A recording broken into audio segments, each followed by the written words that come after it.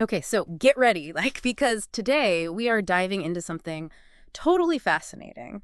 It's astrology, Mm-hmm. but specifically this idea that your zodiac sign Right. could actually tell you something about romantic compatibility. It's like having a cosmic cheat sheet for finding love. Yeah. So we are looking at this proposed podcast series outline, and it's called Astro Love. Okay. And it claims to separate love-struck myths Right. from some, pretty interesting and compelling ideas. Well, it's amazing how, for centuries, Yeah. people have looked to the stars, for guidance on this stuff. Totally. It's just this idea that you can find patterns and meaning in the cosmos. It's just incredibly intriguing. It really is. And this outline, it starts off kind of astrology 101, Yeah. okay, so what exactly is a zodiac sign? Yeah. And it goes through, a little history of the 12 signs, the whole, personality traits that go with each sign. I'm an Aries, so I'm apparently supposed to be adventurous. Right, right.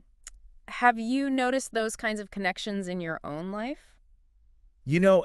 I think we've all met someone and been like, oh my gosh, yeah, their sun sign, Totally. and I think that's maybe a good point to clarify. Yeah. Your sun sign is determined by the position of the sun in the zodiac Okay. at the time you were born. Gotcha. So that's, So that's basics. astrology 101. Okay, cool. But here's the big question this outline tackles. Okay. Is there any actual science behind any of this? Yeah. Or is this all just Stargazing. yeah. Yeah. And that's really, I think, the big debate Right. that kind of surrounds all of this. Totally. And the outline acknowledges that while, astrology has been around forever, Yeah. the scientific community really sees astronomy, Yeah. which is, the study of celestial objects in space Right. as a totally separate field. Okay. Yeah. Good distinction. Yeah.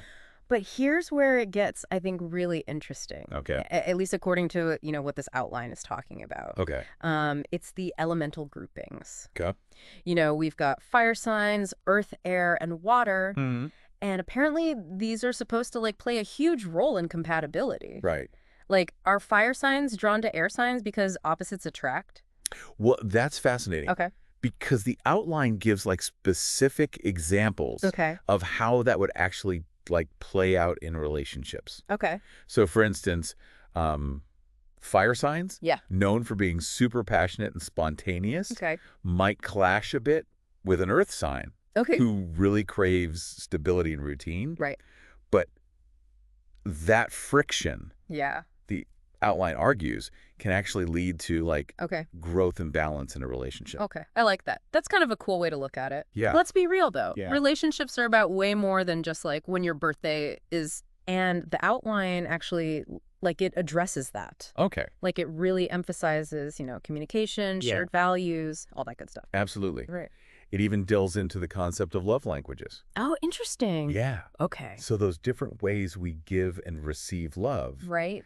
And it highlights that even two people with super compatible sun signs Yeah.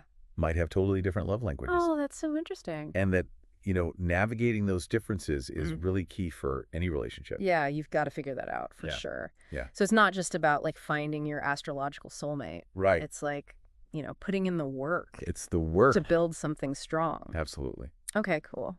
Now, something else that I found really interesting Yeah. is that this outline also explores how different cultures Okay. view astrology and compatibility. Okay. So, for example, in some Eastern cultures, Mhm. astrological compatibility is given a ton of weight in arranged marriages. Mhm. Oh, wow. Whereas in other cultures, Yeah. it might be seen as Okay. a fun, Yeah. but ultimately insignificant Yeah. aspect of relationships. It really varies so much. Yeah. That's really fascinating. Yeah. Okay, so we've got our astrology 101 down. Right. We've got the science or lack thereof of it all. Yeah. We've got real life, implications and how this actually plays out. Yeah. It seems like this proposed podcast series is really building up to Okay. a big debate. Right. Believers versus skeptics Totally. of using astrology in relationships. Yeah. Right. Like a showdown in the cosmic arena. Yes, exactly. That would be so interesting That would be so good. to hear from both sides. To hear from both sides. Imagine hearing from people who found love Yeah. through astrological compatibility. Yes. And then other couples Right. were like, nope, we found each other. Exactly. And the stars told us to run away. Right. And it worked out. Yeah. Those stories are always the best. The best. I love that. Yeah. So as we kind of like wrap up our deep dive here, Yeah. what's like the takeaway? That's the question, isn't Yeah. it? Can the stars really like guide us to the one, Right. or is it really just all on us? Is it fate or free will? Right. Yeah. I mean, this outline gives us a lot to think about. But yeah. ultimately, I think it Yeah. really just encourages us to approach it all Okay. with curiosity, but also with a little bit of skepticism. Sure. You know, maybe like a lot of things in life, it's a little bit of Yeah. both. It's the love and the logic. There you go.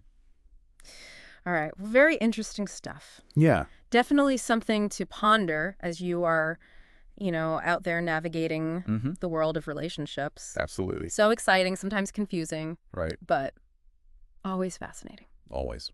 All right. Well, thank you so much for coming on the show today. Thank you for having me. This was really fun. Yeah, this was great.